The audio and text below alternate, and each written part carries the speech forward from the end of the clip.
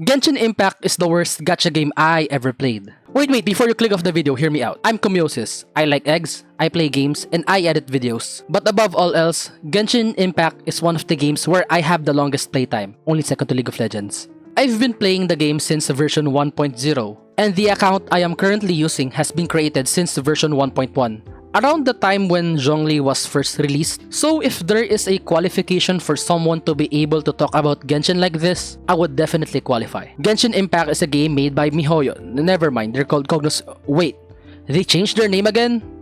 Okay, so let me try that again. Genshin Impact is a gacha game made by Hoyoverse. I hope they don't change their name again. It was released back on September 28, 2020. Wanna know our difference? You installed the game when it was available. I pre-registered for it. As I've already mentioned, I started playing Genshin Impact since 1.0, and I was in some kind of toxic relationship with the game. I love it, I hate it, I quit. I come back because I get reminded of why I loved it from the start, but then I started hating something about it again. But then eventually, I will still come back. I admit, I haven't been playing the game consistently, but trust me, I was there when something was happening. I was there during the Dragon Spine's first release and the community is going crazy on how much physical damage the Dragon Spine Spear has. I was there during the first Genshin anniversary and I personally took screenshots of the results of the review bombing. I have the glider they reluctantly gave out to the players due to the review bombing when it was supposed to be an exclusive item for a certain event. I was there when this specific leak came out. I was there when Raiden Shogun was still named Baal before and her kit is leaked.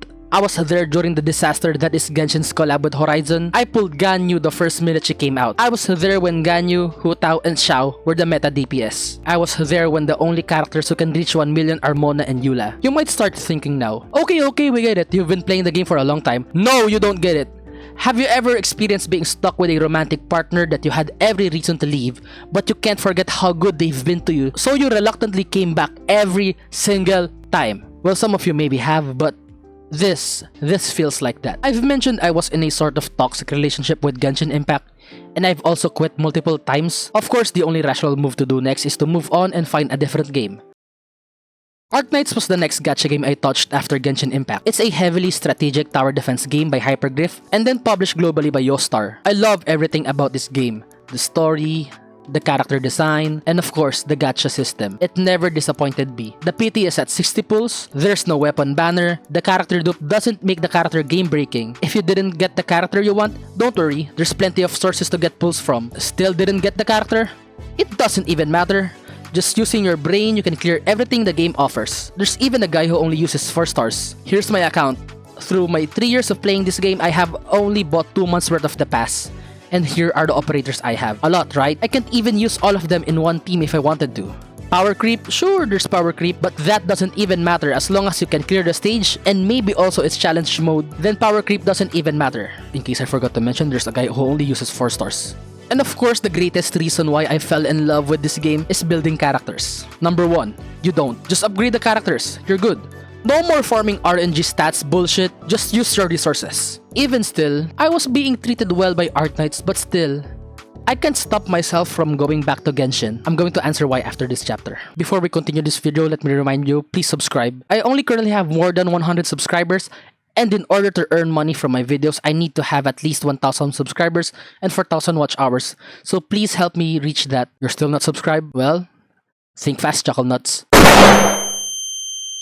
If you subscribe, thank you so much because I really need it right now and I will forever remember you. Enjoy the rest of the video. Other than Arknights, I was playing other gacha games such as Punishing Grey Raven. Punishing Grey Raven is a 3D post-apocalyptic and sci-fi action RPG made by Kuro Games.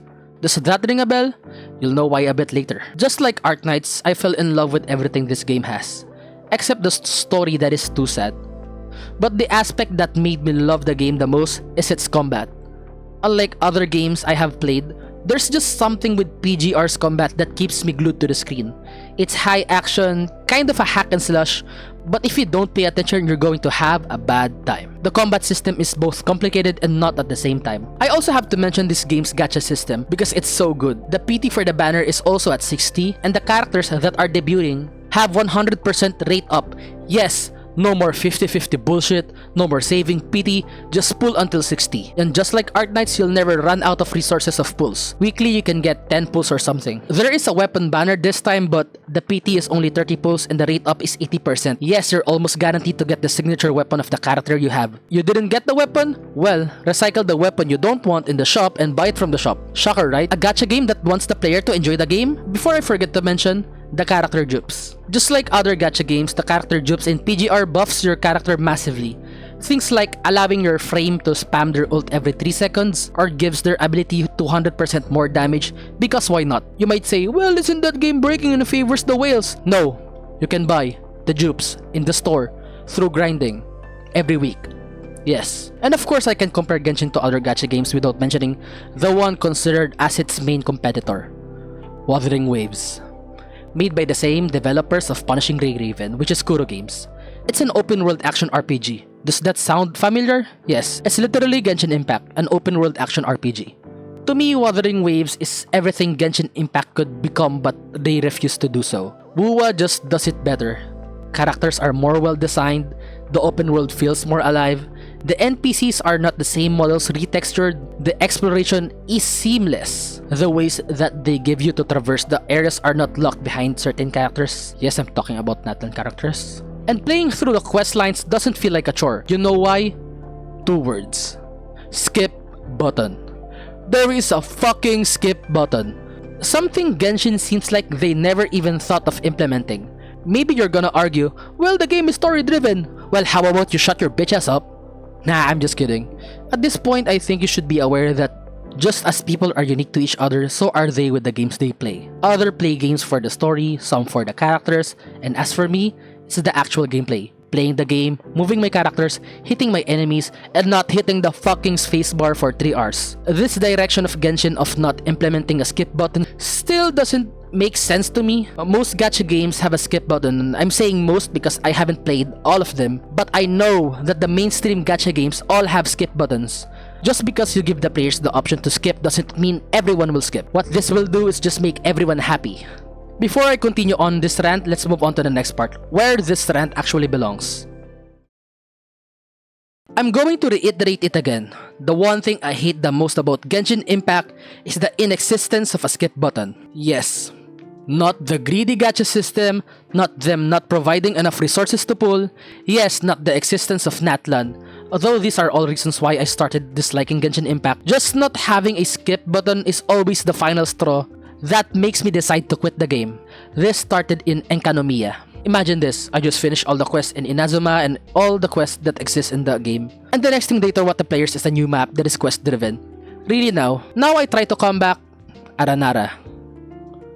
I quit, and then I come back again. Why is this critical area and Fontaine quest locked? I love Genshin a lot. I wouldn't be playing this godforsaken game for 5 years if I didn't, but just like I said, it's like a toxic relationship. Coming back to the game won't change the fact that the things you hated about it still lingers. Every time you come back, you hope it will be different, but then down the line you realize it's the same game deep inside. I love Genshin. I love it so much to the point that I ignored its flaws.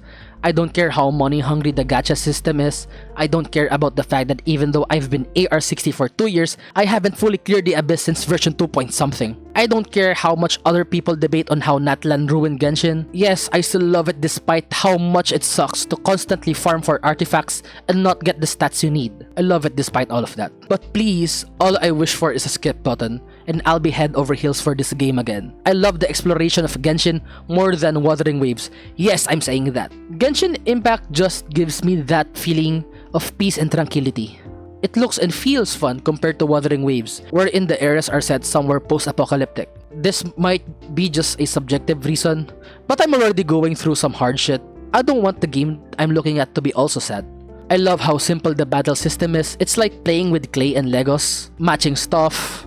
And it's complicated enough that it tickles your brain, but not too complicated that you want to smash your head in the monitor if you miss something. I've made so many memories in this game. Moments I won't forget are moments like the first time I fought Oceanid and Ganyo still wasn't a thing, hitting my first 100,000 damage with Mona, doing rituals before pulling,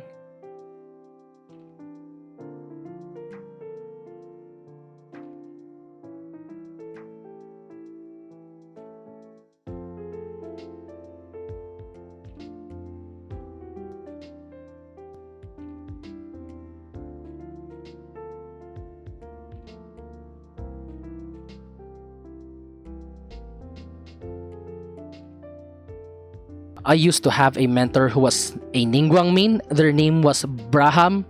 They taught me a lot on how to play the game and helped me through events and exploration until I reach a point where I'm the one doing that for others. They're also the one who claimed the chest in the Heart Island with me. If you play Genshin Impact, you know what is the Heart Island. I remember the first time I ever cleared the Spiral Abyss.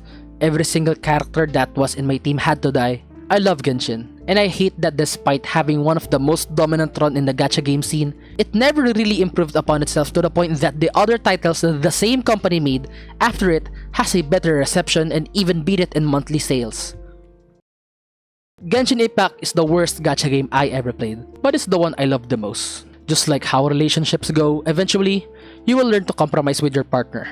I've seen the game improve slowly, starting from the $2,000 Staff of Homa incident that might have pushed the devs to add the epitomized path mechanic.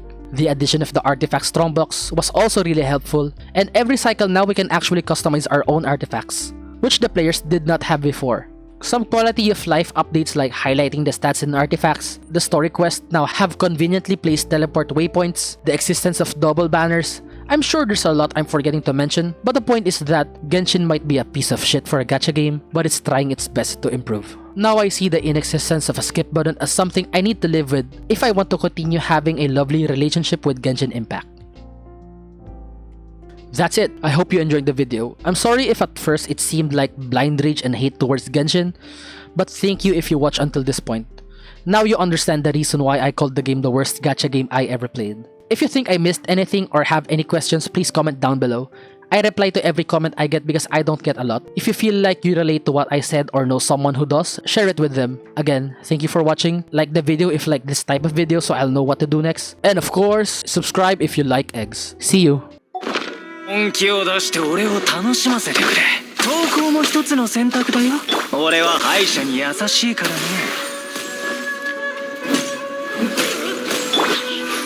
断罪の名において。